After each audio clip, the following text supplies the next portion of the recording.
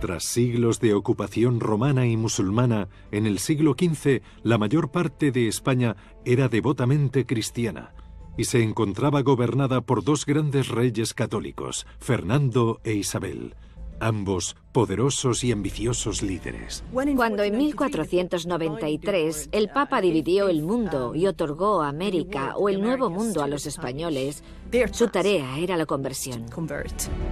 Pero en el proceso España se labró una mala reputación con su brutal inquisición y su explotación de los pueblos indígenas. No había nada que los españoles no hubieran hecho por conseguir lo que querían. La riqueza otorgada por el Nuevo Mundo después de que Isabel patrocinara el viaje de Colón hasta allí daría paso a una era dorada para España, la cual no solo se convertiría en la nación más poderosa de Europa, sino en una superpotencia global que presumía de ser el imperio donde nunca se pone el sol. Fue el primer imperio comercial a escala global que conoció el mundo.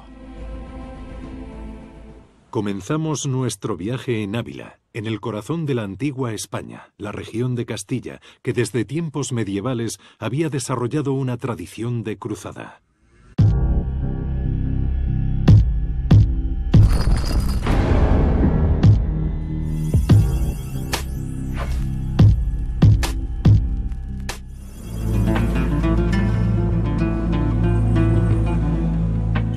Con sus imponentes murallas, Ávila posee la fortificación más completa de España. Sus obras comenzaron en el año 1090, pero buena parte de ellas se realizaron durante el siglo XII. Esta muralla se extendía a lo largo de 2,5 kilómetros, encerrando un área de 31 hectáreas, con una media de 12 metros de altura. Una fortificación que incluía 8 monumentales puertas, 88 torres de vigilancia y más de 250 torretas.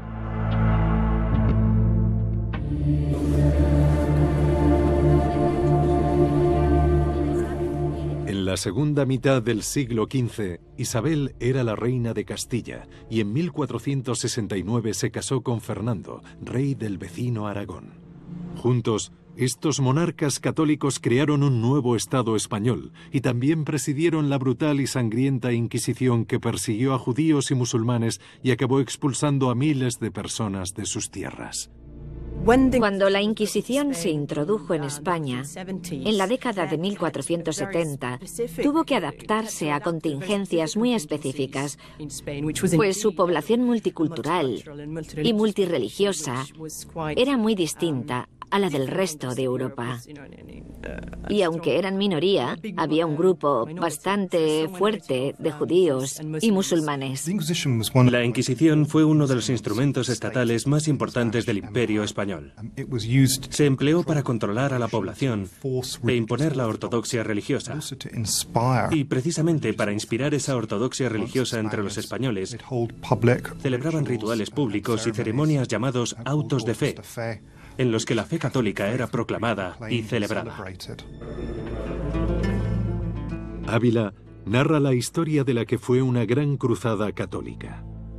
Isabel pasó muchos años en la ciudad y junto a Fernando estableció su residencia de verano en un monasterio, el de Santo Tomás. El mayor de sus 3 claustros pasó a ser su palacio de verano. Hoy, los otros 2 permanecen como eran hace casi 500 años.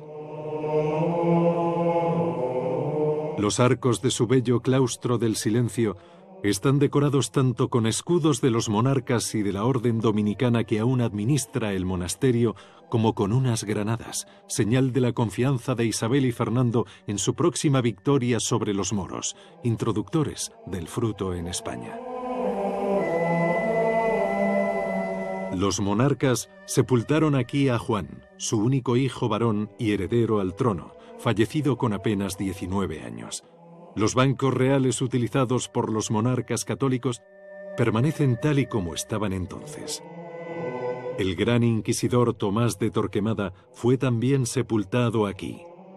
Este supervisó las obras, financiadas en parte con bienes de judíos y herejes.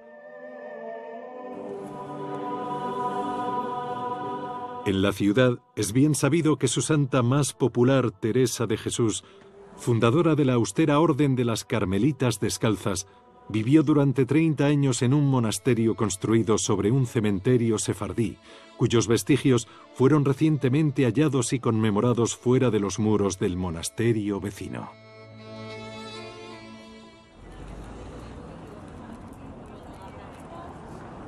Ávila permanece fiel a sus raíces católicas fundadas en tiempos medievales. Su gloriosa catedral, una de las más impresionantes de España, fue construida en el siglo XII.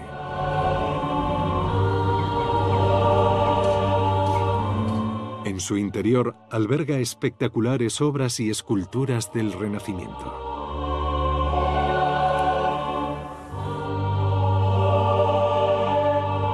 Una catedral fue construida entre las almenas de la ciudad. Hoy, esas almenas siguen en pie, iluminadas para los turistas y simbolizando un pasado en guerra. Por sus hechos y acciones, Ávila estaría detrás de una España imperial que se enfrentaría a sus enemigos y difundiría su fe por doquier.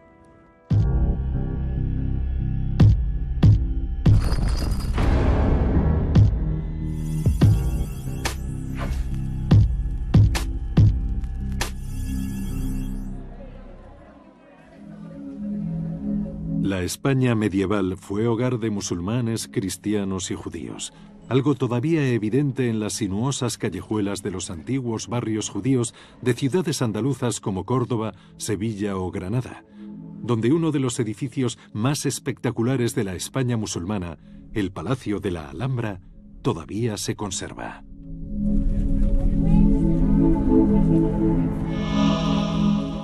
En el año 889 comenzó la fortificación de la Alhambra, pero el complejo evolucionó durante siglos y sus 3 palacios no serían completados hasta finales del siglo XIV. La Alhambra fue la última ciudadela islámica que sobrevivió en la España medieval. Una gran fortaleza y un palacio en lo alto de una colina que los ejércitos castellanos tardaron siglos en conquistar. En 1492, el Emirato de Granada fue el último bastión de la España islámica en ceder a la reconquista que lideraban Isabel y Fernando. El último emir de Granada, Boabdil, se rindió ante los monarcas españoles en las llanuras bajo la fortaleza. La Alhambra en sí misma llegó a ser tomada, y el estandarte real de los reyes católicos pronto ondearía desde la atalaya de la ciudadela. Los monarcas se mudaron entonces al más exquisito de los edificios erigidos durante 800 años de dominio moro. El complejo de la Alhambra es extenso, con más de 10 hectáreas y una serie de grandiosas características. La alcazaba o fortaleza en su extremo occidental es su parte más antigua y fue levantada sobre un escarpado y aislado promontorio, lo que imposibilitaba su toma. El resto de la meseta comprende varios palacios árabes rodeados por una muralla y 13 torres de defensa. Y además, en el corazón del complejo, se halla un gran palacio renacentista construido por el rey español Carlos I en 1526, llamativamente asentado entre la arquitectura morisca de la Alhambra.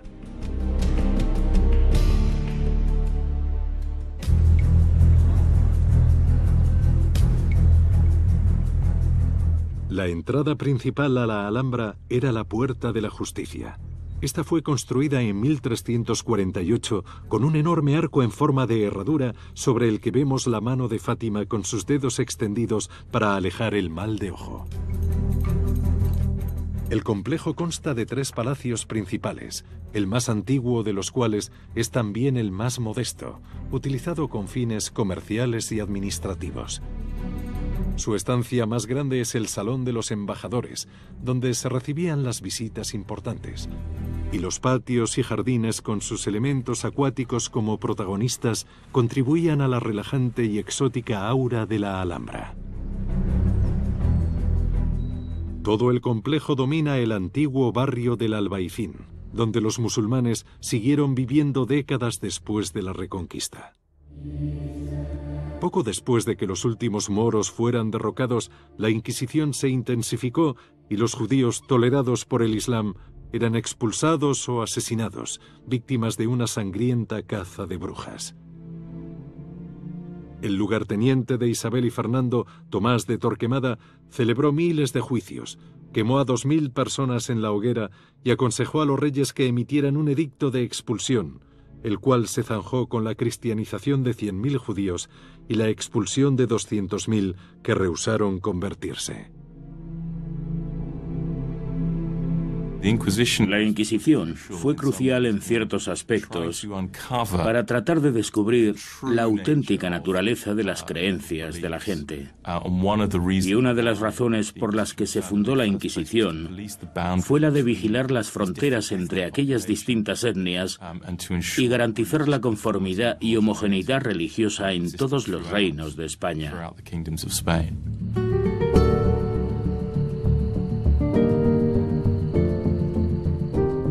Puede que la Alhambra, el más famoso de los palacios árabes, sobreviviera.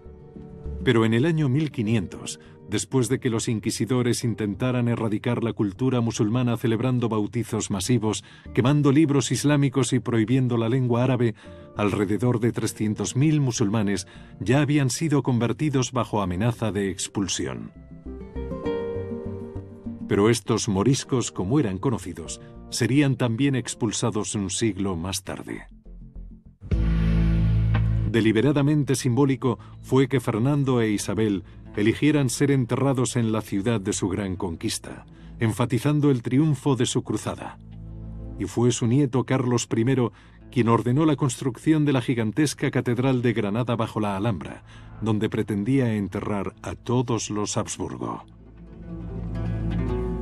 Actualmente, Isabel y Fernando, los arquitectos del Imperio Español, bautizados por el Papa como reyes católicos, yacen en una capilla adyacente engalanada con motivos reales. Pero sus elaborados sarcófagos ocultan unos simples ataúdes de plomo en su cripta. De este modo, permanecieron austeros y piadosos hasta el fin de sus días.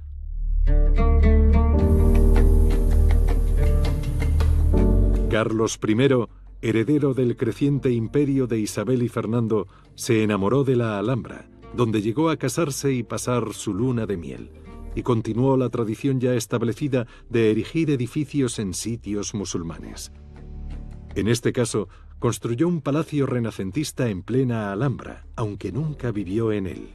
De hecho, no sería terminado hasta siglos más tarde. Era la ambiciosa declaración de un nuevo estilo italiano de arquitectura, con un gran patio central. Era muy del estilo de Miguel Ángel, pero mucho más ambicioso que cualquiera de sus diseños. En la década de 1520, Carlos V vio este palacio en Granada como centro potencial de su monarquía universal. También erigió un nuevo arco de entrada a la Alhambra con su escudo de armas y 3 gigantescas granadas, un fruto apreciado por los moros que habían vivido allí. La Alhambra quedaría abandonada durante más de 2 siglos para ser redescubierta por los viajeros románticos en el siglo XIX y alcanzar la fama gracias al estadounidense Washington Irving, quien escribió sobre ella en 1853 y es honrado hoy aquí.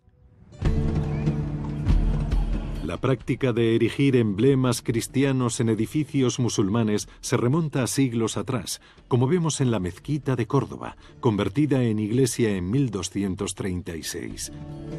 De hecho, un estilo de arquitectura palaciega que combinaba motivos musulmanes y cristianos llamado mudéjar se desarrolló en toda España, en lugares como los reales alcázares de Sevilla.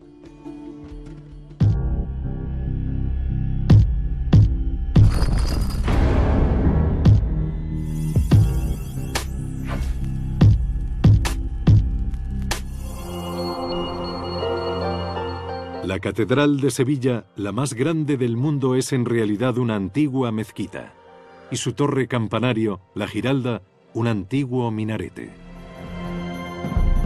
La torre de más de 100 metros de altura es uno de los símbolos más importantes de la ciudad desde tiempos medievales. La dinastía almohade había construido torres similares en Marruecos que sirvieron de modelo para la Giralda. Los dos primeros tercios de la torre corresponden al antiguo minarete construido entre 1184 y 1198, y el tercio superior a la arquitectura renacentista española. La veleta que divisamos en lo alto de la Giralda, la cual da nombre a la torre, roza los 4 metros de altura. En la parte superior de la Giralda hallamos también la terraza de las Azucenas, que remata el cuerpo de campanas, y su estatua de 7 metros de altura, incluyendo su pedestal, lleva coronándola desde que se instalara en 1568. La Catedral de Sevilla es bastante sorprendente. Sigue dando la sensación de haber sido algo más en el pasado. Después de que Sevilla fuera tomada por los cristianos en 1248, esta antigua mezquita fue convertida en una iglesia, un destacado ejemplo de arquitectura gótica y barroca. Y su atalaya almohade del siglo XI junto al río Guadalquivir también sobrevivió hasta nuestros días, siendo uno de los pocos edificios musulmanes conservados en Sevilla de su época.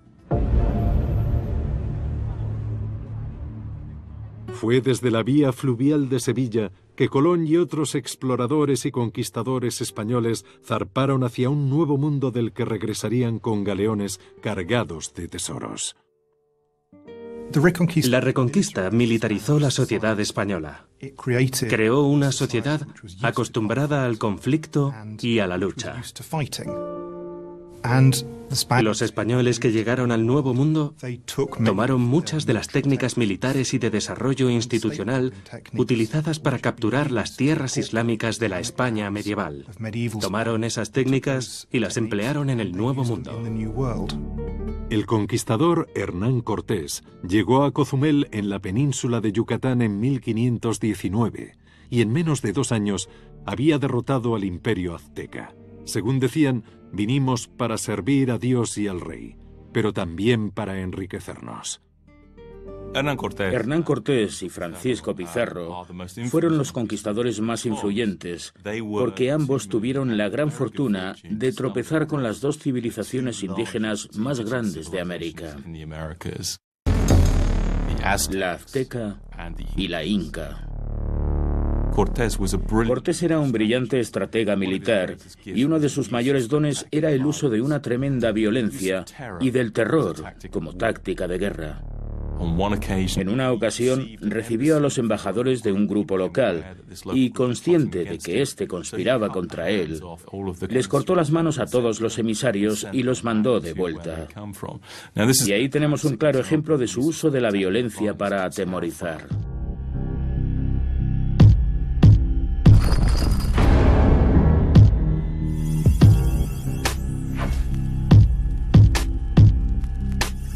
Cortés destruyó el imperio azteca, conocido por sus poderosas instituciones militares y religiosas, con apenas 600 hombres y 16 caballos. Tras un sangriento asedio de 4 meses, tomó su capital, Tenochtitlán. Cuando la vieron por primera vez, los conquistadores se quedaron perplejos y la compararon con Venecia por su sistema de canales.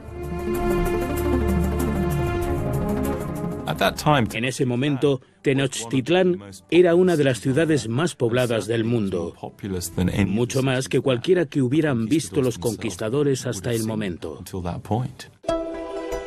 Tenochtitlán llegó a ocupar unos 14 kilómetros cuadrados y estaba conectada a los terrenos circundantes por 3 calzadas.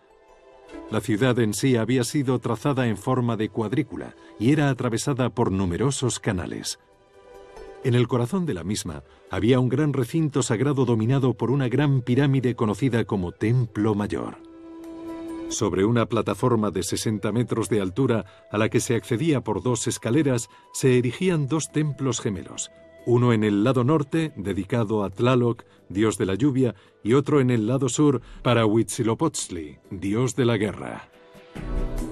El templo de Tlaloc representaba el solsticio de verano, símbolo de la estación lluviosa, mientras que Huitzilopochtli representaba el solsticio de invierno, símbolo de la estación seca y los tiempos de guerra. Los monumentales escalones que conducían al templo de Tlaloc estaban pintados de blanco y azul, representando este último el agua, elemento asociado al dios. En contraste, los escalones al templo de Huitzilopochtli eran rojos, para simbolizar la sangre y la guerra. Distintos sacrificios, incluidos humanos, eran realizados en ambos templos para alimentar y honrar a los dioses. Un sacrificio habitual implicaba que a la víctima se le arrancara el corazón y se la despellejara, decapitara y desmembrara. Finalmente, el cadáver era arrojado por los escalones de la pirámide hasta la base. Pero todo esto acabó con la llegada de Cortés en 1519 y su encuentro con el rey azteca Moctezuma. Cortés secuestró a Moctezuma, lo mantuvo bajo guardia y trató de usarlo como un títere para controlar un imperio de millones de súbditos. Fue asistido en su conquista del imperio mexica o azteca por un grandísimo número de aliados indígenas. Y después, en gran medida, la estrategia de Cortés sería divide y vencerás. Al alinearse con los enemigos de los mexicas, pudo recurrir a miles de aliados indígenas para que lo ayudaran en los enfrentamientos armados con los ejércitos de Moctezuma. Y la muerte de este último, tras ser secuestrado y retenido por los hombres de Cortés, dejaría sin cabeza al imperio mexica.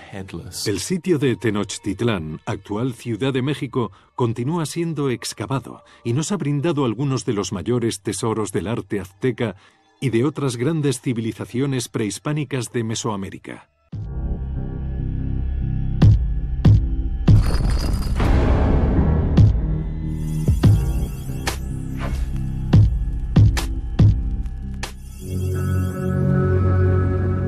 La Catedral Metropolitana de la Asunción de la Santísima Virgen María a los Cielos es la catedral más grande de América y sede de la Archidiócesis Católica Romana de México.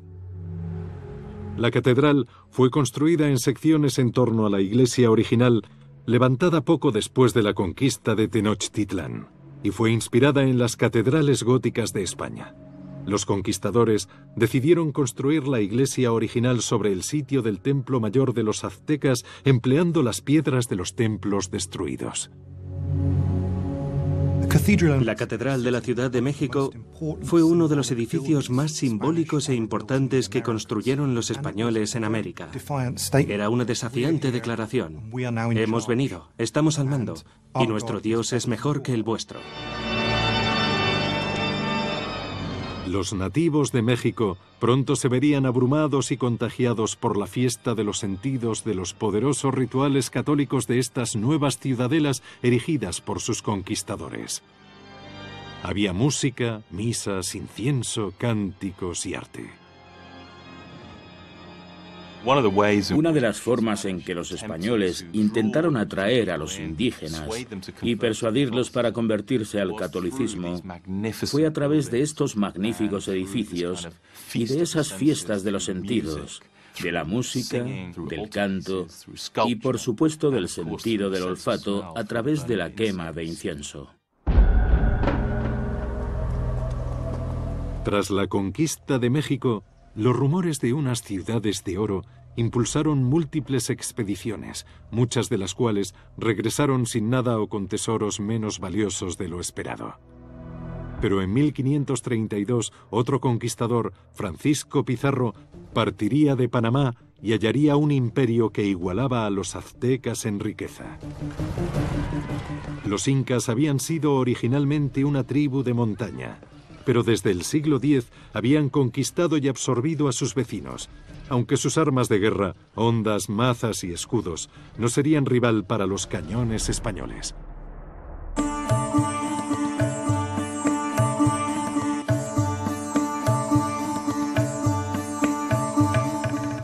Cuando llegaron los incas gobernaban extensas zonas de Perú, Chile y Ecuador, y habían creado una elaborada sociedad de ética guerrera y complejas costumbres y deidades.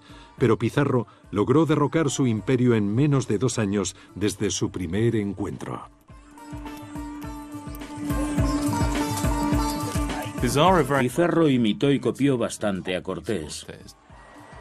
Ambos emplearon tácticas similares al encontrarse con estas grandes civilizaciones. Ambos insistieron en comunicarse personalmente con los líderes de tales civilizaciones. El imperio inca comenzó a desmoronarse en Cajamarca, una pequeña ciudad de montaña en los Andes, escondida en el noroeste de Perú a unos 2.750 metros de altitud y con una población de alrededor de 250.000 personas.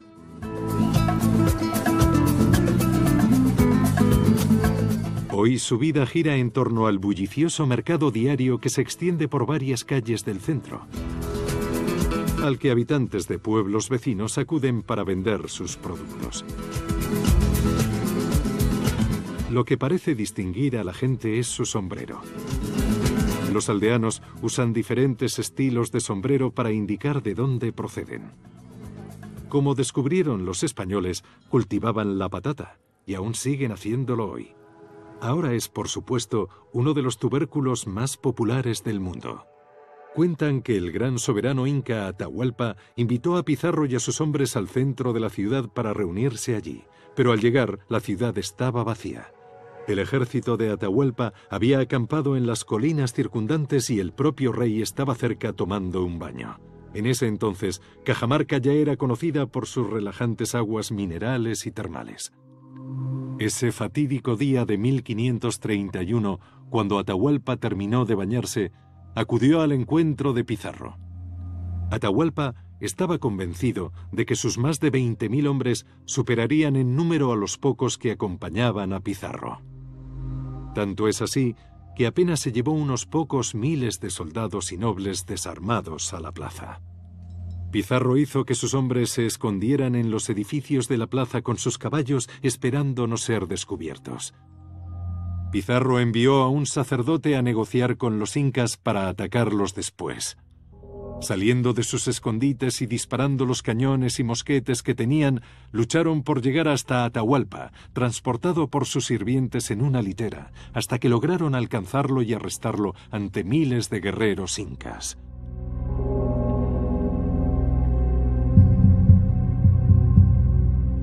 Atahualpa ofreció un rescate por su liberación, prometiendo llenar de oro el que ahora es conocido como Cuarto del Rescate. Pero 3 meses más tarde, cuando el cuarto estuvo repleto de oro, Atahualpa no fue liberado, sino asesinado y quemado ante su pueblo en la plaza de la ciudad. Con su ejecución, el imperio inca comenzó a desmoronarse y a ser reemplazado por el dominio español. Otros asentamientos españoles se establecieron progresivamente en el Nuevo Mundo. Nueva Granada, actual Colombia, en la década de 1530, Lima en 1535 como capital del Virreinato del Perú, Buenos Aires en 1536 y Santiago en 1541. Florida fue colonizada en 1565 con la fundación de San Agustín. El imperio español es, en efecto, un imperio de ciudades, de grandes ciudades. No ejercía un control directo sobre sus vastos territorios y su numerosa población indígena. Por tanto, el imperio mismo estaba dirigido por un grupo relativamente pequeño de españoles en el continente americano. A lo largo de todo el siglo XVI, apenas unos 100.000 españoles se habían desplazado hasta allí. El imperio de España en el extranjero fue en un principio decepcionante, pero pronto se hizo evidente la riqueza que podía generar con alimentos como el tomate y la patata. Especias como el chile y la vainilla. Y productos como el caucho y el carmín, ese intenso pigmento que conseguían los aztecas a partir de un insecto y que cambiaría el color rojo en todo el mundo. La llegada de los europeos a América transformó completamente las costumbres en el mundo occidental, sobre todo en lo relacionado a su dieta, sus hábitos. El Imperio español floreció en la década de 1520 con una gran extracción de plata de los ricos yacimientos de la región mexicana de Guanajuato. Pero en 1546, la apertura de minas de plata en México, Zacatecas y Potosí en el Alto Perú, actual Bolivia, lo cambiaría todo.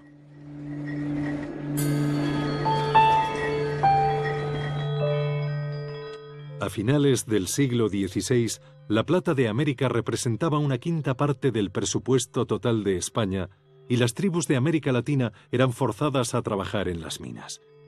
Se estima que el 95% de esta población indígena falleció en los 2 primeros siglos de la colonización. Obviamente, la mano de obra empleada era indígena y el fallecimiento de estas personas por exceso de trabajo o enfermedades que traían los españoles de Europa acabó diezmando a la población en un breve periodo de tiempo y la mano de obra pasó a ser africana. Aquel fue el comienzo de la trata de esclavos. Trabajaban desde el alba hasta el ocaso, y la vida activa media apenas alcanzaba los 6 años.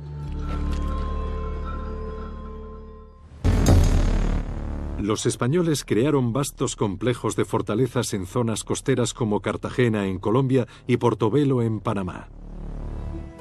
Los trenes de mula se abrían camino para depositar el oro y la plata de las minas, pero también la seda y las especias desembarcadas en Acapulco, en la costa oeste de México, tras cruzar el Pacífico desde la nueva colonia asiática de España, Filipinas. Una vez al año, 2 flotas de galeones llegarían para transportar estas riquezas a España a través del Atlántico. Una se dirigiría a Cartagena y la otra a Portobelo. El galeón era un gran velero de varias cubiertas utilizado como carguero armado, impulsado enteramente por el viento gracias a las velas de sus 3 o 4 mástiles. Algunos de estos galeones podían alcanzar las 2000 toneladas de peso y transportar más de 300 cañones. Construidos de roble, estaban diseñados para largas temporadas en el mar.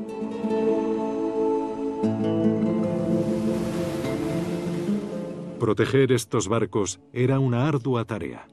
Los españoles crearon una red de fuertes en las costas caribeñas de Cuba y Puerto Rico y en Florida para protegerse de los ataques piratas. A la cabeza de este imperio global en el siglo XVI se hallaban los Habsburgo. Carlos I era nieto de Isabel y Fernando, pero ahora era también el emperador del Sacro Imperio, ungido por el Papa como rey de los cristianos, conocido en Europa como Carlos V y supervisor de una larga lista de posesiones europeas. Carlos I es uno de los hombres más afortunados que hayan existido, pues no solo heredó España, Castilla y Aragón, sino también los Países Bajos, Borgoña, el sur de Italia, Sicilia y, por supuesto, el pequeño asentamiento que establecieron los españoles después de 1492 en el Caribe. Carlos V fue una prominente figura en el desarrollo del Imperio español. Durante su reinado, el imperio comenzó a tomar forma, y fue el rey que tuvo más en cuenta la importancia que estos nuevos territorios tendrían para España.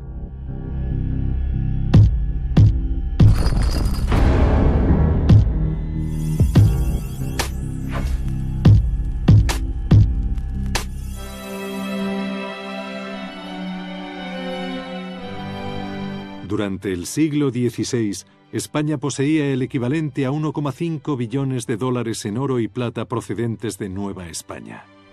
Y el Palacio Real de Madrid, construido sobre un antiguo alcázar árabe en el siglo XIV, como tantos otros en España, sería sometido a una gran remodelación. No obstante, el palacio sería reformado en numerosas ocasiones a lo largo de los siglos, sobre todo tras los daños que ocasionaron al menos 2 incendios. Carlos I fue el primero en comenzar estas reformas, continuadas por Felipe II al trasladar aquí su corte en 1561. Reconstruido por los Borbones, adoptó la apariencia de un palacio francés, pero sigue siendo el palacio más grande de Europa occidental. Uno de los mayores triunfos europeos de Carlos I fue la derrota de la armada otomana en la batalla de Lepanto en 1522, la cual puso fin a sus esperanzas de conquistar Europa. Los Habsburgo persiguieron varios objetivos políticos: el acceso a recursos americanos como el oro, la plata y el azúcar, y a productos de Asia como la porcelana, las especias y la seda, lo que socavó el poder de Francia y lo contuvo en sus fronteras orientales.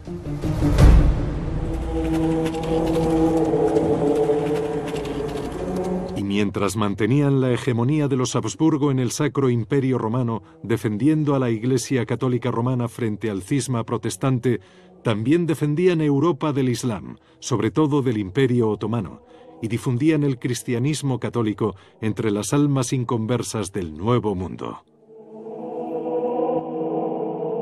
Felipe II, hijo de Carlos, construyó en 1585 un enorme y austero monasterio y palacio en El Escorial, a unos 50 kilómetros de Madrid. Al igual que sus bisabuelos, Isabel y Fernando, Felipe era un ferviente católico, incluso fanático.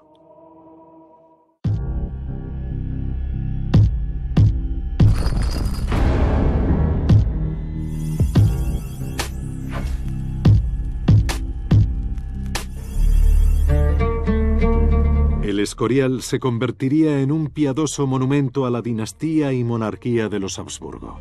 Felipe II fue el más piadoso de todos los monarcas españoles, y su piedad quedó visiblemente representada en el Escorial. Un enorme monasterio que Felipe construyó como centro de la monarquía y símbolo de su devoción. Las conquistas españolas a lo largo de los años serían celebradas en la extraordinaria sala de batallas, y los monarcas enterrados en una bóveda subterránea conocida como el Panteón de Reyes, junto con los miembros de la realeza que habían muerto jóvenes. La biblioteca de El Escorial exhibe los triunfos y conocimientos españoles a escala global. Felipe era adicto al trabajo, y su gobierno fue considerado un éxito. De hecho, Filipinas acabaría tomando su nombre. Pero fue él también quien envió la Armada Española con la entusiasta y mal concebida misión de invadir Inglaterra y convertirla en católica.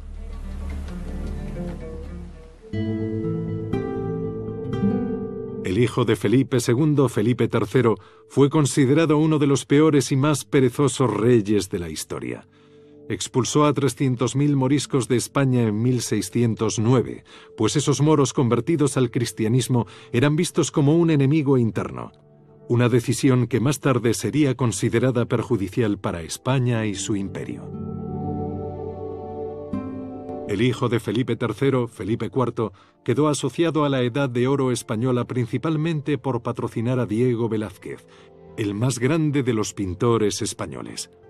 Felipe IV, junto con Carlos I de Inglaterra y Luis XIV de Francia, fue uno de los grandes mecenas reales de las artes. Pero durante el reinado de Felipe IV, el imperio ya estaba en decadencia. El comercio transatlántico había alcanzado su punto más alto en 1609. El reinado de Felipe IV vivió el primer debilitamiento significativo del Imperio español al aceptar que los Países Bajos no retornarían al dominio español y que también, en 1640, Portugal volvería a ser un reino independiente. Los holandeses e ingleses eran muy fuertes y salieron a por las Islas de las Especias y el Golfo Pérsico y el Imperio Ibérico, conocido así después de que Felipe II se convirtiera en rey de Portugal. Ya no podía defenderse. Era un imperio que había estado solo en sus empresas unas décadas atrás.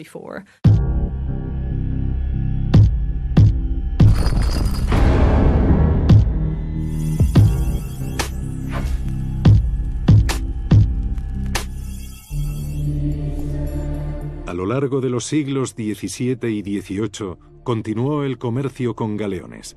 En cuanto a su tesoro, fue traído aquí, al Archivo General de Indias, donde fue almacenado y contado. Hoy en día, el edificio alberga 8 kilómetros de estanterías con 80 millones de documentos, el registro de 400 años de conquista española de América y los retratos de aquellos con un papel crucial en la colonización y explotación del Nuevo Mundo.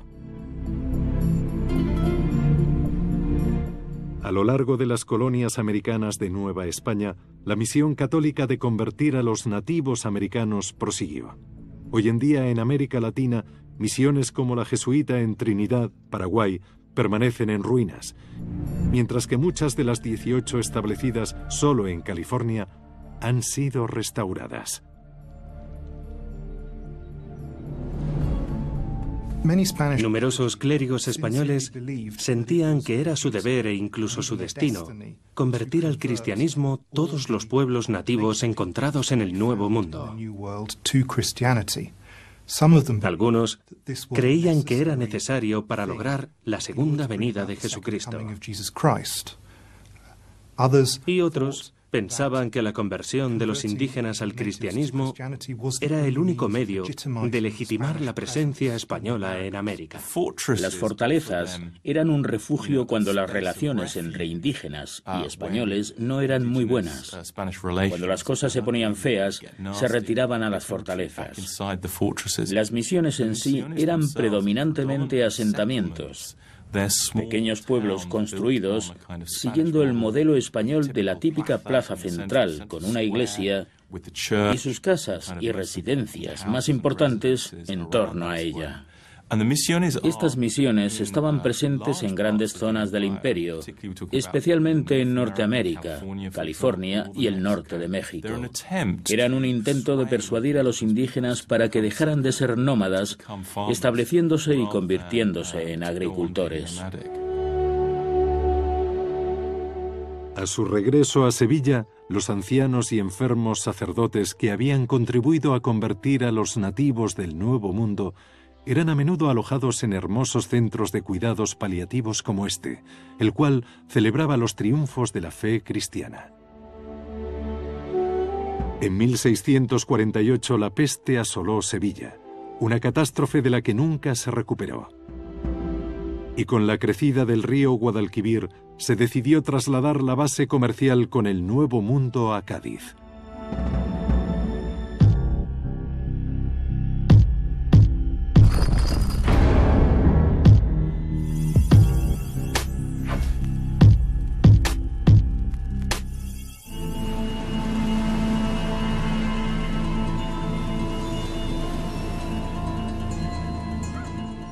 Cádiz siempre ha sido una importante ciudad portuaria para España.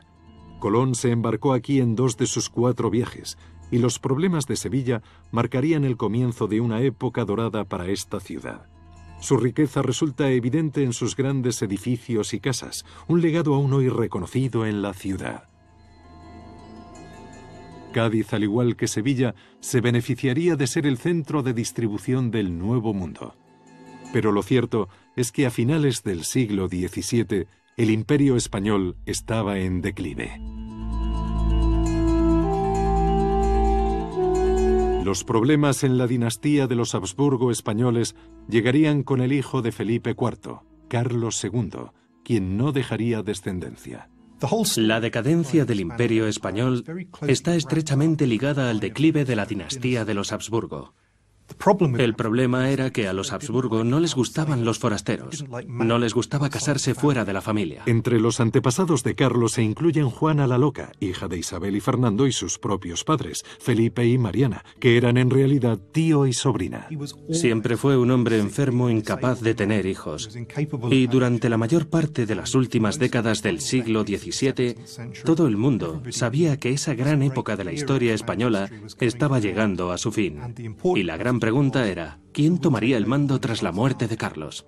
El infértil Carlos no aprendió a hablar hasta los 4 años, ni a caminar hasta los 8. Su mandíbula, gravemente deformada, era un ejemplo extremo del famoso prognatismo Habsburgo, y apenas podía hablar o masticar. No recibió educación ni tampoco se lavaba solo. Carlos, según los médicos que lo atendían, siempre estaba al borde de la muerte, pero repetidamente desconcertaba a la cristiandad al seguir viviendo. Tras la muerte de Carlos II, España se sumió en una guerra de sucesión, cuyo vencedor resultó ser Felipe V, nieto de Luis XIV de Francia, quien introdujo por primera vez a España en la órbita francesa y transformó la que había sido una gran rivalidad durante los siglos XVI y XVII en una de las grandes alianzas de los siglos XVIII y XIX. Carlos III, hijo de Felipe V y nuevo rey borbónico, trató de resucitar un imperio enfermo. Pero la guerra de sucesión española que había desplazado a los Habsburgo había debilitado a España. De hecho, su tratado de paz involucró la cesión a Gran Bretaña del Peñón de Gibraltar, el cual conserva a día de hoy. A partir de mediados del siglo XVII, Gran Bretaña comienza tímidamente a competir y a intentar tomar partes del Imperio español. Ante la ocupación española de Napoleón, los Borbones encontraron unos inverosímiles aliados en los británicos, quienes junto al duque de Wellington ocuparon España para expulsar a las fuerzas napoleónicas. El momento clave de su decadencia fue tener la península ibérica invadida por franceses y británicos. La presencia de ejércitos extranjeros en territorio español era evidentemente una sentencia de muerte para la grandeza de España como potencia mundial.